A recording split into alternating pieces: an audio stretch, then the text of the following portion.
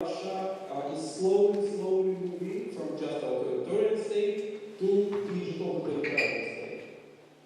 Unfortunately, I can hear you and your experience, but I hope to watch recording later and explain to my colleagues in Russia about your issues and your possibilities. Thank you. Thank you, Alex.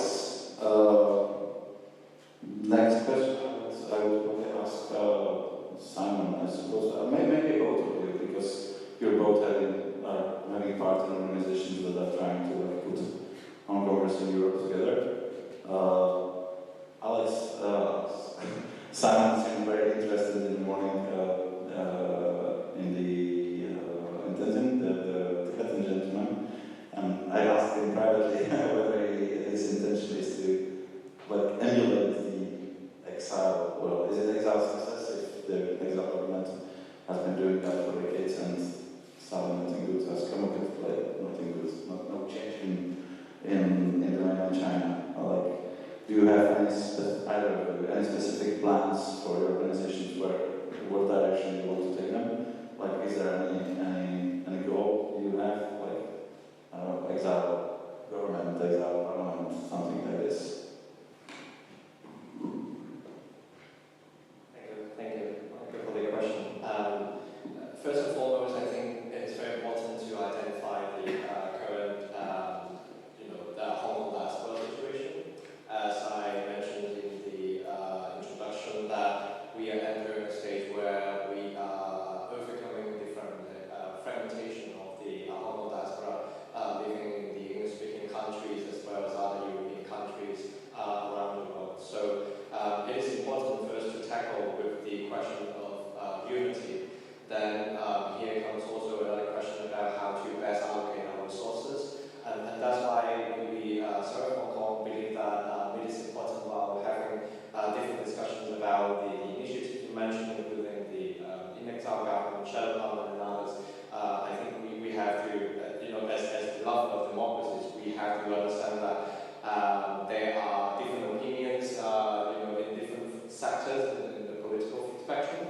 But on the other hand, I think we do believe that it's important to have a, let's say, driven bottom-up approach to understand what are the local groups in Europe and America and beyond, what are their needs, what are their strengths, and to understand their ultimate goals, and then find the common denominators instead of having, let's say, this straightforward proposal about thinking about in-exile government and other initiatives without discussion. I think it's very important to have dialogues around the Hong Kongers and different local groups, as well as high-profile activists and other international organizations connected to Hong Kong before thinking about those serious questions as you pose. Thank you.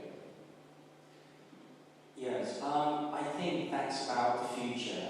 As you mentioned, we'll be really focusing on domestic affairs of the UK, because that's those people that's coming over there in return is a way and process of decolonization, which means for long term, for decades that we fight for democracy back in our hometown, but bit by bit one can see Beijing cannot live up to the promise based on joint declaration. So in some way, this bunch of people, they come to the UK, and in return, that they could be the voters, and maybe after a few years, they could also be eligible to run for election over that.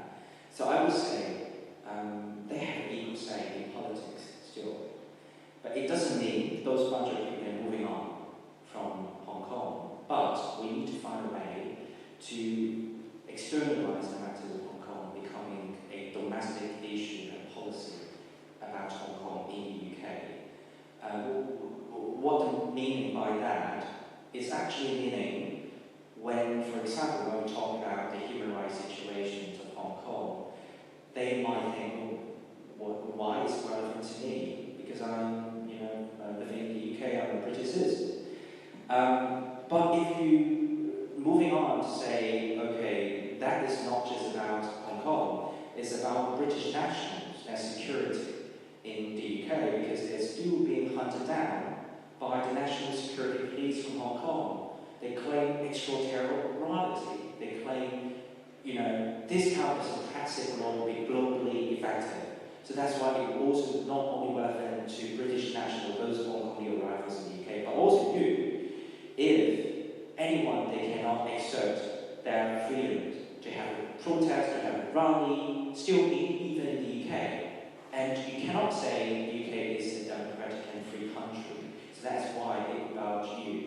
So I think one way that we need to go into the local politics, that we should exerting more influence about that, and we could enrich democracy, and we could give a new message. For example, in the UK, in Africa, that's not so many people there will really care about politics. They've been commonly apathetic to politics. But Hong Kong people generally, because of what they happen, they know how important democracy is. They will cherish about us. They will be much more politically aware of the situation. And we would give a message to the British locals saying, you should cherish about democracy. We come here, we're not disrupting you, but we have to safeguard democracy and freedom over that. So that's one way. The second way, how could we connect with Hong Kongers living around the world globally? And that's about several tactics. Some of those that, for example, stand in Hong Kong,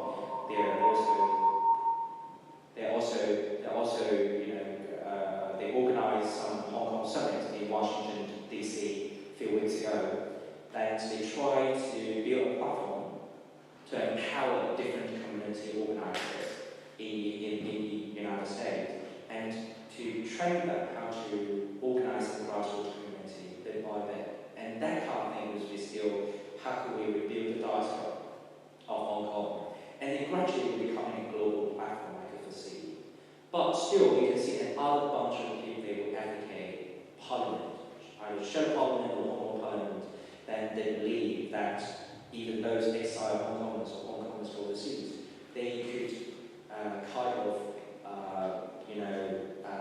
leverage with some technology that they have a lot of electronic voting, they have facial recognition or automatic recognition with blockchains that be decentralized to make sure that it's safe or whatever. That could be much more mature to prepare an e-voting system and rebuild a new democracy. And it would be possible they could rebuild, even the democratic parliament.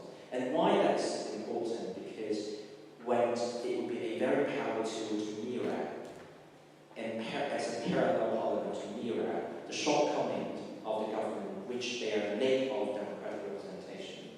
And that's why we need to do this.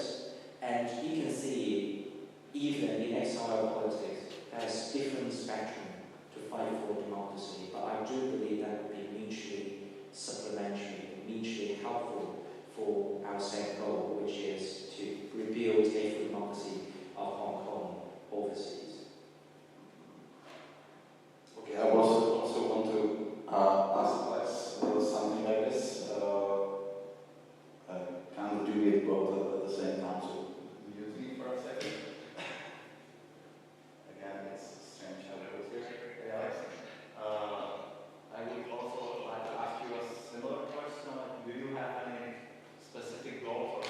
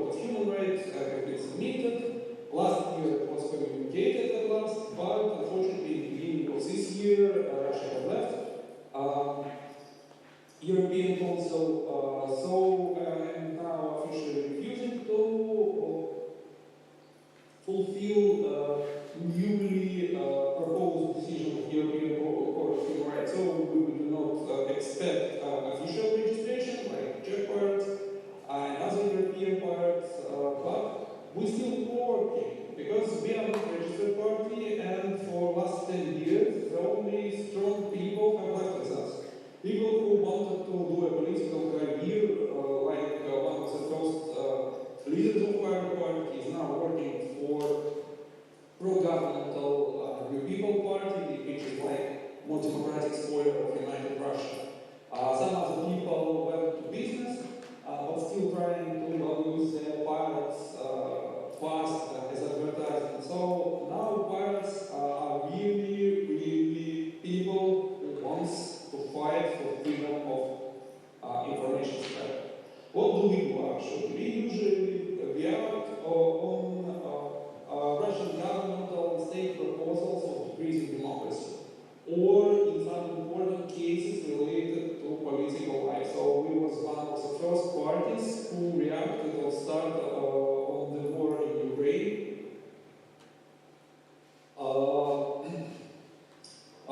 So a few hours after Putin's speech, we actually made our own statement, which had been translated and published by Virus Party International and other pirate parties.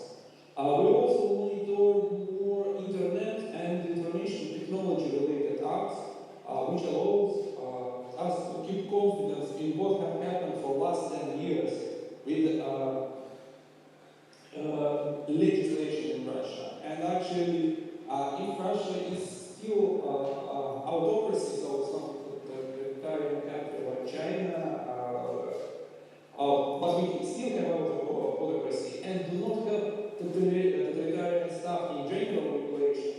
We have a lot of information technology totalitarianization, like face recognition, like databases, like state services, which became obligatory for every citizens, and for sure electronic votings, which now allows to manipulate with results of elections remotely from one place, not online, about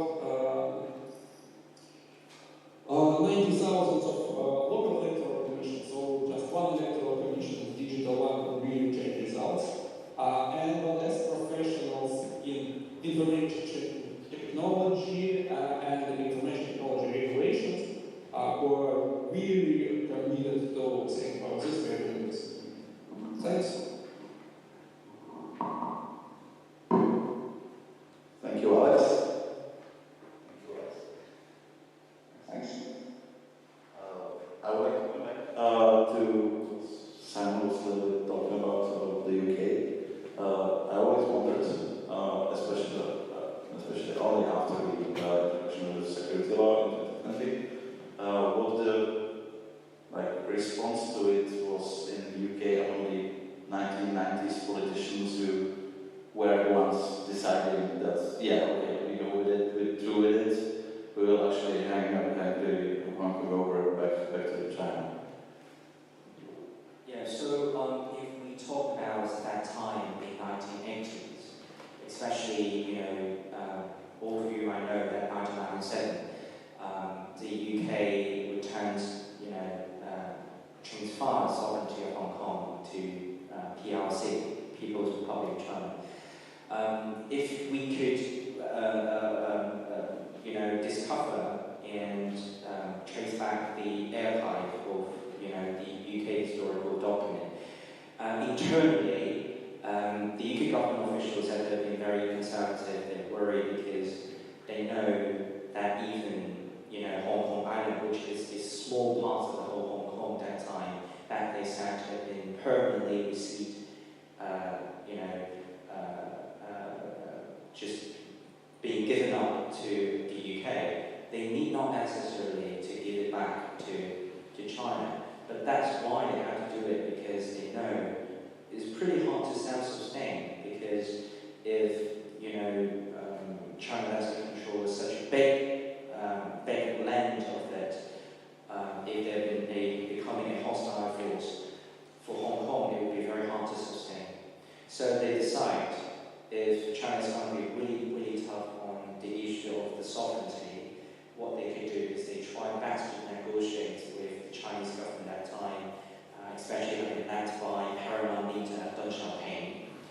And they know that what they can try best is to make sure Beijing deliver on the promise, at least a certain freedom could be preserved in Hong Kong. And that's they also promise bit by bit, in the longer future, that one person, one vote could happen for electing your political leader as chief executive in Hong Kong. And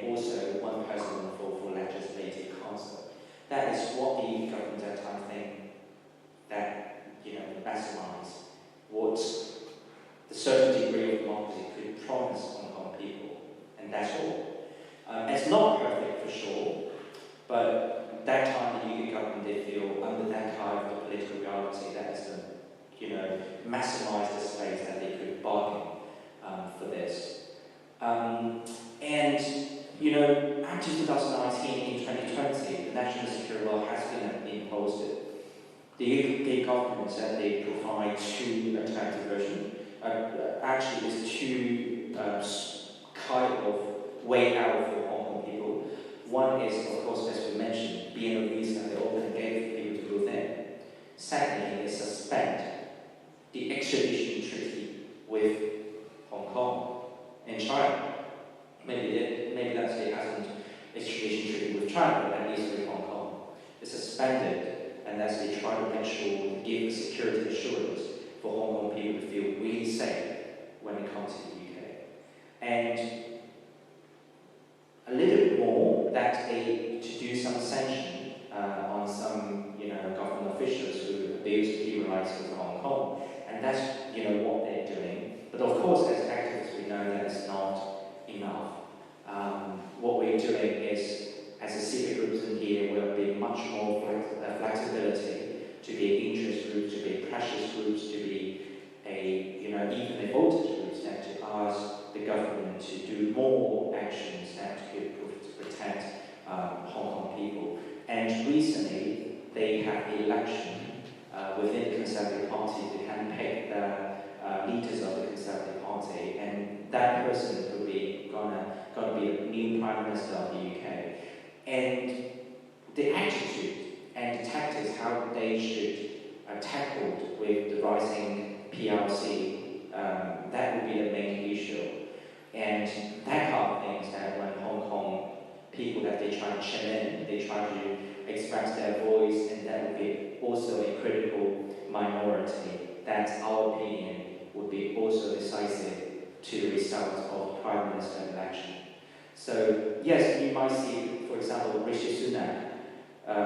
He is a former head of Treasury, and for the long track record, he is kind of focusing more on trade and investment, cooperation with the Chinese regime, and less track record, almost say nothing about human rights on Hong Kong and China. But still, because he wanted to get re-elected, and he wanted to be a prime minister, so he suddenly made a U-turn and becoming very, very tough on China issue.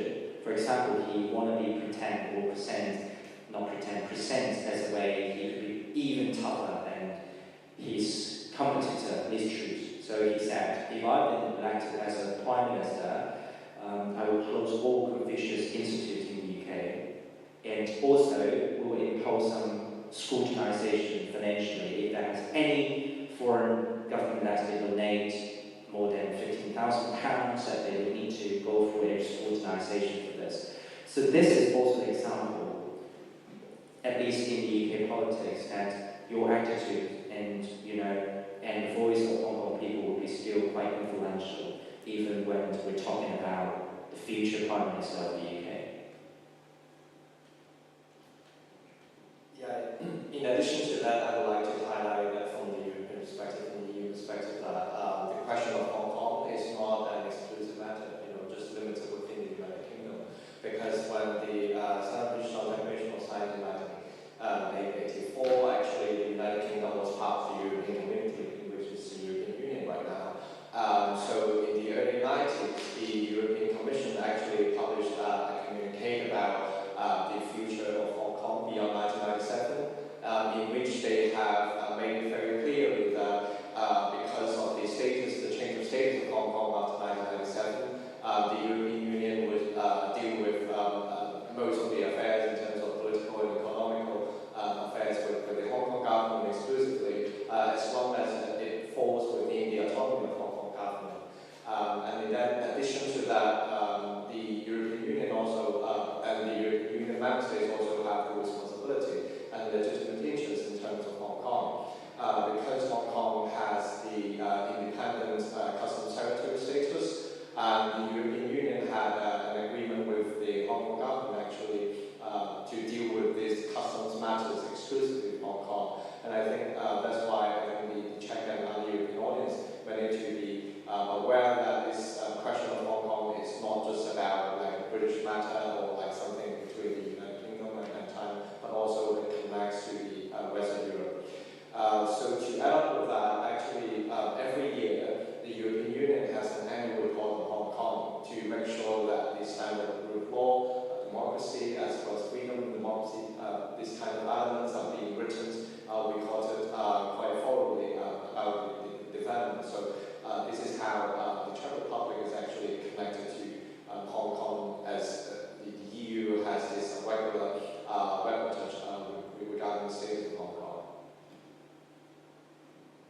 Maybe before I get back to Alex, I would ask you, I'm sure Loretta is switching and waiting for it, on the topic of the extradition treaty, or treaties.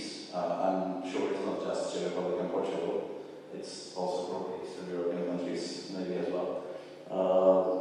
Do you work on it in some way? I know you do, like you've been here, or being us at least. Can you maybe shortly explain to everyone, or maybe some people don't really get it, that's past the 2020 security law in Hong Kong. It very much means that a Hong Kong citizen can be tried in mainland China, if I get it right. Which means that extradition treaty with Hong Kong now very much means having an extradition treaty with PRC. Can you speak about this a little bit? I know you definitely want to get rid of these treaties. Yeah, because the national security law is criminalizing all dissenting thoughts that you provided you being critical for whatever reason of the government or anyone in power in China and Hong Kong, definitely you'd be getting into the trouble that you could be in danger when even we travel around the world. If any country that has extradition treaty, and even without it, the Hong Kong police or the mainland Chinese police, that they could send a notice to any part of the police department of any part of the country to ask to extradite these people, deliver these people back to Hong Kong or China for trial. And of course, as you can imagine, that trial would be not really fair, and even, is purely a political persecution. So, definitely would support and advocate the country. They should suspend the extradition treaty, or at least if they're not, because maybe extradition treaty they were relevant to some kind of the non-political offence, but still it would be very arbitrary whether that they would use kind of excuse which you've been evading taxing, or even use any civilian offence or any non-political excuse to extradite you. That would be also a concern.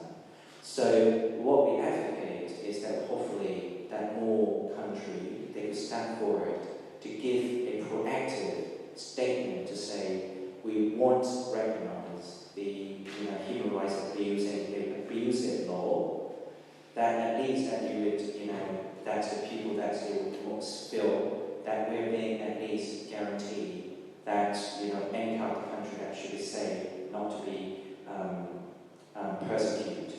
So so this kind of thing I feel is important, and especially like Czech Republic, we know that they still maintain extradition treaty, as Loretta also mentioned about it. We even tried that time, that is different foreign minister of the Czech Republic. He didn't give Hong Kong activists a very clear assurance to say, you'll be safe in here. And even they said, we advise against you come to Czech Republic for a visit. You could have another terms way. For example, you could engage it online or something. I think this, unfortunately now the foreign minister is a current party member, but hopefully that will be much more open-minded to deal with this kind of issue.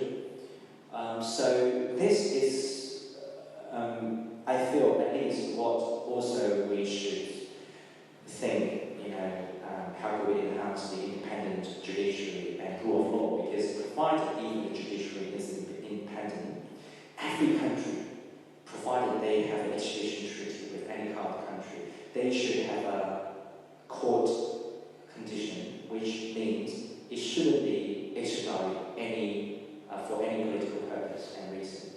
So you could also, even you've been one day in trouble, maybe you're being detained and you appeal and you're being on court, then you can exert your rights to say what that is politically motivated, and I will be delivered back to China and suffer torture or something. If you exert so, and if you think the country is strong or low, I do believe that you should be fine maybe after a certain period that you release, because you think that's unfair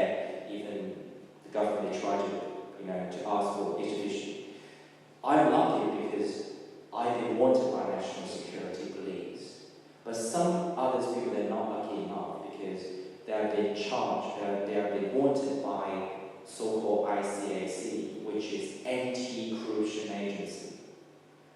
You've been feeling, oh, that's not police, it should be fine. It's not fine. Why? Because some kind of people, they just advocate to boycott the election back in Hong Kong due to the lack of democracy.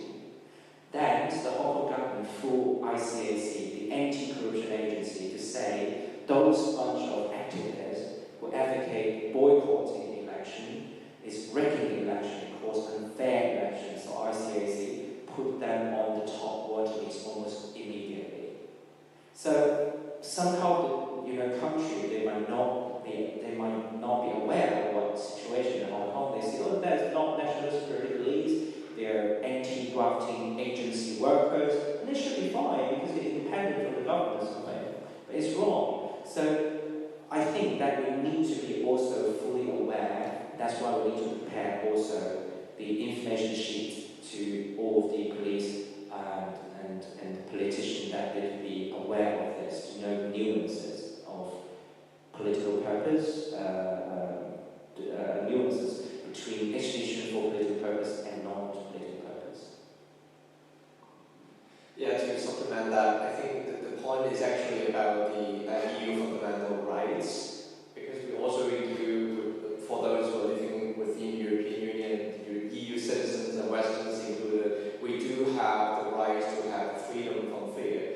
So the question of this treaty, as well as other implications such as the transfer of prison agreements and mutual legal assistance between the EU member states and the People's Republic of China, is that a lot of Chinese critics would actually think about the consequences, even though it is as minor as harassment, not just even arrest, like searching your properties and other legal implications. It will actually indirectly silence the Chinese critical voices within the European Union, and I think that's the first point we have to think about. And secondly, I think our audience from Czech Republic and beyond Czech Republic should also think about let's say, the issue of the scope of this application, because it is not just about us, the Hong Kong, as being threatened or other Chinese critics, but also other academia, think tanks, politicians, because I can name you the example of how some Danish politicians were trying to save the Hong Kong exploring territory from Hong Kong to Denmark, and then the Danish politicians ended up being threatened by the Hong Kong police. It was actually written in the European Parliament's resolution. I think this case is actually indicating that the Chinese and Hong Kong authorities are not giving up any single chance to harass and to intimidate the European democracies, including the Czech Republic. So I do want to take this opportunity to appeal to the audience that you have to really think twice about. When it comes to the Hong Kong issue, what it's really about. It's not just about the territory in East Asia, but actually it's more about the international rule of law, the rules-based international order, and the liberal world that we have been living in. And I think, losing Hong Kong in 2019 and 2020, and now we're still struggling to rebuild our forces, our diaspora community. But before this process is completed, I do appeal you all to actually stand with us, to stand with Hong Kong, and to make sure that this fight is not just about Hong Kong, but about Russian political dissidents, about Ukrainian friends, and about Russians, and also other people who are living under the authoritarian regimes.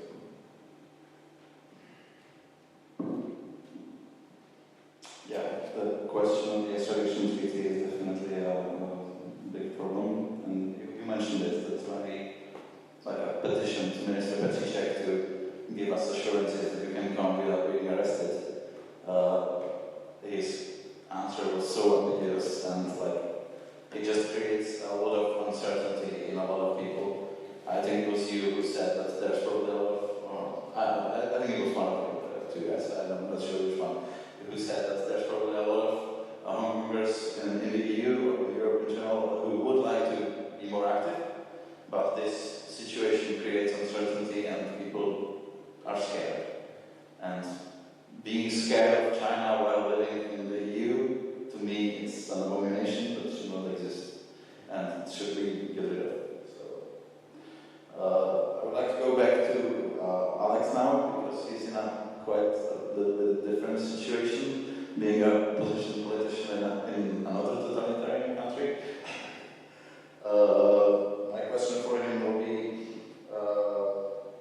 how careful does one have to be in Russia, especially now, since the start of the war in Ukraine, or maybe the start of a special military operation, because I have a lot of Russian friends who are scared publicly to call it a war, because that's a crime in Russia now, and even though if they live abroad, when they come back to Russia, they can be arrested for it. So they're careful. A lot of YouTubers, Russian YouTubers, are scared to say that.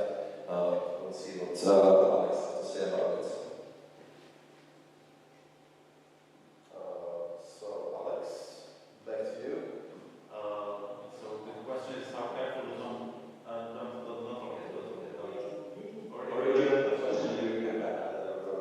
Yeah, I heard it already. Actually, we have to be more and more careful. Let me remind you about the main topic of this panel, how not to wait in totalitarian country hunting. In case of this, war times, everything to wait at more totalitarian country have been prepared before. Because, first of all, for more than 10 years, Russia has internet content blocking system. It was introduced about 10 years ago. If you need more details, please review my talk at the Pirate Security Conference, which also happened in Prague. But related to this wartime, the most important thing was very fresh things related to COVID phase. So during COVID-19, many countries and international platforms like Facebook introduced a fight against COVID-related phase. And actually, in Russia, this fight also has been started by legislation. So it was say something, if you say something about COVID not supported by the government, this information might be blocked by internet blocking system and will be fined under the civil code. That was a great start because, first of all, using previously defined technology, and second of all, it was firstly introduced that only government have right to say something about very good things about virology, about anti-epidemic situation. So nowadays, as Putin declared start of special military operation, known as war in other countries, it was actually really simple. They merely introduced in 1 day 3 readings, signing, approving by high president of parliament, signed by Putin. So nowadays, if you are talking about what's going on, what's doing Russia inside Ukraine, you have exactly quote what have officials say on this topic. In other cases, it will be called discreditation of Russian army. And, first time you will be fined, second time you will be arrested by the civil code for about a month. And after that, you will have a fully criminal prosecution with up to 10 years in sentence. So nowadays, they really create a situation in which people have to be very careful. Also, they have to be very careful retrospectively. So that's now special forces of anti-extremist departments of police or anti-terrorist departments of former KGB, FSB, they are also monitoring their social networks. So if they put attention on you, they monitor back your posts. And if even in those posts, if you are previously, even maybe before introduction of this law, there was something saying wrong about what officials do in Ukraine, that's actually you can be persecuted. That is also, so people have to be very careful. I already mentioned that the Pirate Party made a statement about what Putin started in Ukraine, actually. And after it was translated, and you can read it originally in Russian language and translated in English again on the website of Pirate Party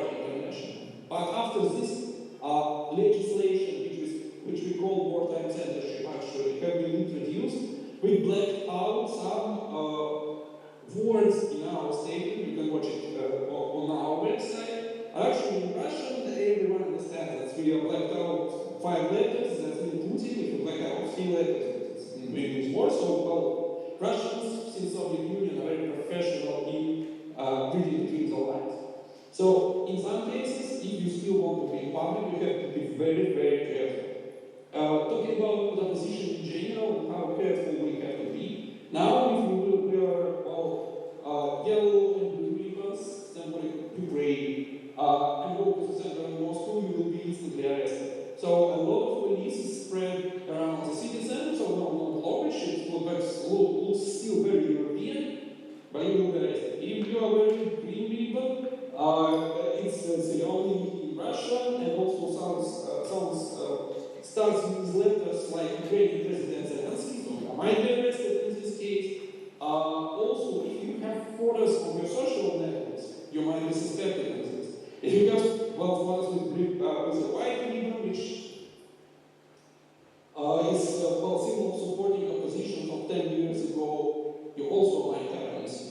So, again, pilots are not very big party, and we really have to be careful. But luckily for us, well, the eye of Sauron, of monitoring internet, logging internet, is actually watching above us. So Putin have more active, more prominent political activists than we are, and well, they still paying attention. Luckily for us, again, we are not completely totalitarian state yet.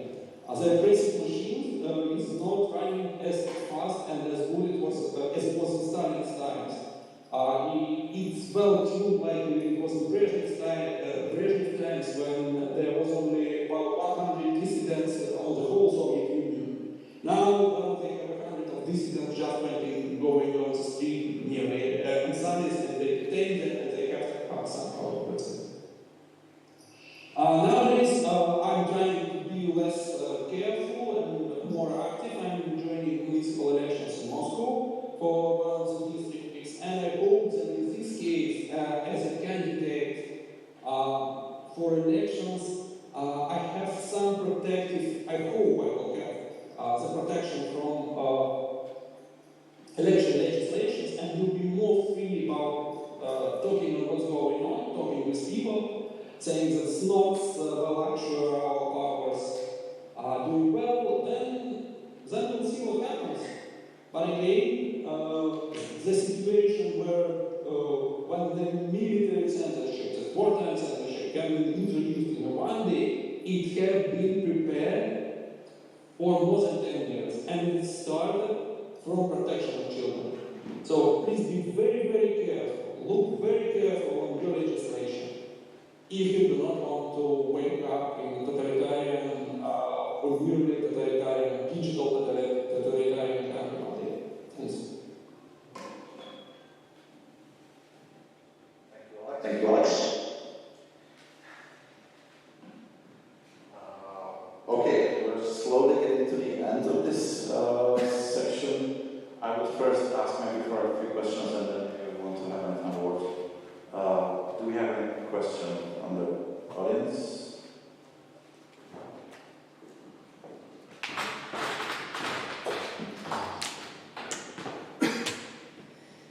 It's not actually a question, it's just a comment about this treaties and extradition. Although it's like an instrument which is by itself is not really a negative impact, but of course it could be politicized, it could be abused by the political parties or politicians or any kind of people who are involved there. But although if the states don't have to each other the treaty and extradition, still each state or most of the states have the law on extradition. So basically, if even there's no bilateral treaty or the country is not a signatory party of the multilateral treaty on extradition, it has law on extradition because again there are the treaties which are the state are following, not necessarily implementing its system, but maybe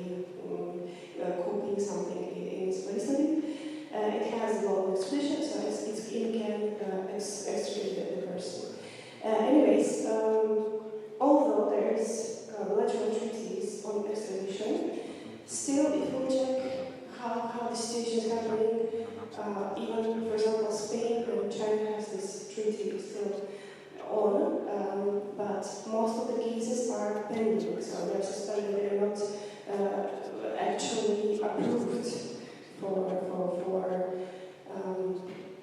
signing the fugitives based on the demand of China. So basically, there are also the control instruments to work on it, but the treaty itself is not an evil, a pure evil, but any legal instrument could be used. It's just a comment. Thank you. Any response? If you want to. So any actual questions? But it was yeah, I agree. Anyone else? If not, we can maybe wrap it up. You want? Okay. Great. I would like a question to Alexander, if he hears us. Can you hear us? Does he hear us? Not sure. You know? I would like to ask him, what hope does he have? What hope does he have from exile support? Because we're talking about that you're considering to put up a role as an exile support, an exile government, and like opposition from abroad. There is the Hong Kong movement. So I was hoping maybe is there more hope from support from outside, like the Russians in diaspora, or do you think staying on the ground for you, for example, and movements from within is much more hopeful opportunity? I don't know. Yeah, please, big question, because well, I understand that's a question to me, but I didn't exactly what I've been asked. The question we had was, what's your hope for the future of opposition movements in Russia? No, from the exile, right? The exile movement, right? From people from abroad. You're in any contact with the Russian diaspora? Or? Yeah, whether he thinks whether it's helpful to do movement from outside or from within. In Russia, we also, well, like Israeli suggested, we hope for the best but prepare for the worst. Exactly Putin actually with this declaration of special military operation, he like thrown us from the roof of a very tall building, and here in Russia we are actually falling down. And well, some people who support military operations, they hope that they will be taken to heaven instantly. Some people, well, understanding that we will really well splash our heads on the bottom. But we are still hope that we will catch something, the situation will be changed. So it's really difficult question. We do not see any, well, reasonable people, like we do not see any good exits for Russia as a country or well, Russian as a citizens. That's one question. The second question about am I in contact with Russian diaspora? Yes, actually, and Russian diaspora, especially Czech Republic, is actually blaming the Russians to stay in Russia in the current situation. So they think that they realize they live in Europe, but the people that live in Russia, they all are supporting Putin, they are not fighting Putin enough. So it's really difficult now to well communicate with diaspora or even fresh immigrants. It's very sad for us because for example, in the first months from the start of war, it was really, really difficult in Russia because, well, we understand that shit is happening. We are dedicated by Ukrainians, we are dedicated by whole Europe, and especially the most actively we are dedicated from Russia and the West. Maybe with more details, I will talk more about how sanctions are being felt here in Russia on my speech tomorrow. But again, we hope for the best. We are doing well our small steps, like participating in the federation, still participating in the federation of people. But well, it's really difficult to even think about the future. Thanks. Okay. Thank you very much. Okay. Yes, last few words that I want to add on. I think that what happens now in Hong Kong, definitely while we're now being in exile, because definitely within Hong Kong, less and less chance that we could find a way to negotiate with the government for better and greater democracy. So that's why no people want to be in exile, or I guess that's a tough choice, either you're in jail or in exile. So that's no really a common ground, let alone that we know so many fellow activists that we know now, even in jail. And I think this will always be a sense of duty and sense of duty for us. Now, outside of prison, that will always for us will be a cause all of our means that we have for the ideal of democracy for the future. So, international front, that's what we always mention, would be the future, main forces of the future for Hong Kong democracy movement. So one of the things, for example, as I mentioned, not only in the UK, but provided many Hong Kongers that they are grouping together in different Catholic countries overseas, they need to exert their influence within the local politics over there. So in the future of at least the Hong Kongers in Britain, we have 3 different pillars. Pillar 1, that we're quite mature and provide at least half a year pilot surveys. We call it community works. We need to be very deeply and backed within the community, becoming a foundation, not let the activists out of touch. And this is very important when in the past few months that we provide mental health support, signposting, casework surveys, outreach activities, and make sure that they integrate within the British society. And finally, we provide employment advice and entrepreneurship training for them. It will be very practical because we want the people to know your livelihood is also could be about democracy. Democracy is not the advocacy and cause that you've always been far away from your only ordinary life like livelihood. It's all together. So that's the pillar 1 that we are working on and in quite good progress. The UK government see it and they continue to fund us, and that's why we'll still continue this type of surveys. Second pillar, the bit by bit will escalate to the policy research level, because we engage with massive people, not only Hong Kong people, but those British local that they care about Hong Kong issue. And this would be really important because many people care about the security. What's the national security law will affect our freedom in the UK? That's all about people over there. So the second pillar, because we engage with them, we know so many demands, issues, what's happening within the grassroots community. That's why we do public survey. We provide empirical data to the civil servant. When the civil servants that they have a propensity which they will try to stay away from anything they think is politics. So if you provide empirical data to them, you leave them burdened because they think, first of all, it would be good to give my line manager and my boss to drive policy. Secondly, it's not about politics because all is very objective data we could provide. So secondly, we need to do better policy research and analysis. And finally, you can imagine half of our colleagues within the outreach team to do community work.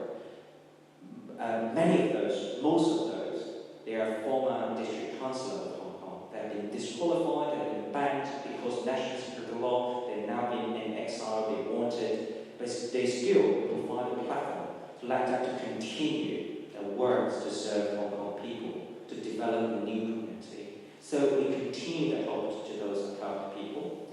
When they have a very strong track record, solid track record, to serve the people in terms of different kind of basic demands and livelihood. Meanwhile, they have capacity for policy research and analysis. They will be well equipped. That's why we need to build capacity for this kind of newcomers to overcome the language barriers. And bit by bit, they could be British politicians, but for Hong Kong democracy cause as well. And that will be the most effective way we are doing. That's one of the ways we will foresee the future. Definitely it will happen. Because in this year, in May this year, the first BNO citizens, he ran for the election in local election. They ran for the local. He ran for the local election. He even cannot speak well English. He lived in the UK for just more than a year. He ranked fourth. The top three of the candidates, they all elected. Not bad. He performed very, very well because, not only Hong Kong citizens, Hong Kong people that they vote for him, but also quite many British locals that they care about this kind of issue. So we could foresee that is a really, really good track record. We could foresee few years after few years, definitely we will foresee a British politician with Hong Kong heritage in UK politics. And why that's important is because you can see in the future, for example, like Hong Kong Parliament or Hong Kong Senate, a lot of representatives, they also being together work for Hong Kong diaspora. But many of those, they could be MPs around the world. And it would be a way that exerts an influence. We want to be so sophisticated, like Tibetan exile community. They have very sophisticated exile government with, judiciary, executive branch, legislative branch. They have exile parliament, and also they have lots of foreign offices. But they have an advantage because they have a strong religion. They with spiritual leader like Dalai Lama. But Hong Kong people, we don't have it. But our value will be more inclusive because we're based not on religion. We're based on very inclusive and common value, universal value that is about democracy and freedom. So what we could do, maybe go a slightly different way, which meanwhile we have kind of summits of parliament ourselves as a platform that we can chit-chat and practice democracy, but many of those that they also have another identity, that they can access local politics among different countries and exert their influence for Hong Kong democracy cause. And that will be the future of Hong Kong democracy. Yeah, I will give you another shot. Yeah. So I will end up with personal insights. So 6 years ago, it was 2016, I was in one of the universities in Hong Kong listening to the talks of some politicians from the UK who happened to connect to Hong Kong, and there were some political activists within the audience asking questions. And at that time, I was a student journalist, so I was just thinking about me being a bystander, being an observer, because it wasn't really my direct work or let's say task to be an activist or to let's say challenge the authorities. So for me, the issue of policy and advocacy was so far away from me. I was one of you, I was the audience, so I wasn't thinking about changing policies or let's say fighting for Hong Kong's freedom. But in 6 years, I just realized that now I'm becoming part of the driving force to change policy, to be a policy advocate. I think politics is always personal. Today, it seems to you that the Hong Kong issue might be so far away that it is not really your personal matters. But if you ask around, you can ask your friends, you can ask people working in Hong Kong who are connected to the issues, and your friends who are connected to that Hong Kong issue, then the Hong Kong politics becomes personal to you. So my core message today is that I hope that you will find it personal for you. Hong Kong is not just somewhere thousands of kilometers away from you. With the talk that we have today, that you will understand more about why Hong Kong was an international financial center, it still is, and why you have to defend Hong Kong's fight for freedom and how Hong Kong as a border is still fighting. And what exactly we contribute, at least you can do as few as understanding what is happening in Hong Kong, what it means to be Hong Kong, what it means to preserve Hong Kong's democratic memory. And I think I will just cut it short and thank you, Mike, again for the invitation. It's amazing, and thank you for your attention. Thank you, everyone.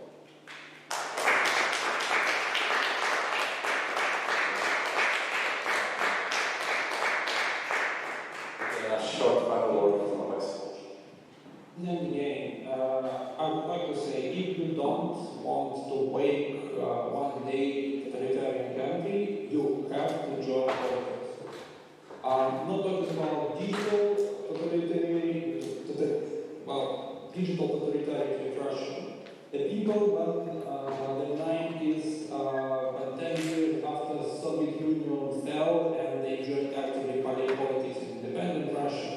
In 10 years at the beginning of this century, people were tired. And actually Putin and his allies was getting the power, they built a strong vertical, and people was not well interested in politics. But when in about 2010, people started looking around, understanding the things going wrong, it was really close to impossible to oppose in your political way. So please, not at even a little step, do not lose your attention to what's going in politics, what's going in this election, what's going in the elections on all levels, from municipal level to parliamentary or presidential elections. Please involve more people in political life. That's really, really important. Don't allow people to think that somebody from above will make all the right decisions. So thank you very much, and let's exchange our opinions and experience and continue our common fight for human rights. Thanks. Thank you to Alex, Escape, and good job. Thank you very much. Thank you very much for sticking with us. And if you stay with us a little bit longer, we will be showing the Hong Konger movie that Loretta secured for us. Thank you for that. Even if it's not the original one we wanted to just show, but this one is equally as good, I'm sure. Okay, it's gonna be like 5 minutes, I think. There's no problem with that. And if you want to show up tomorrow, we start at 10 a.m. again, just like today. Thank you very much.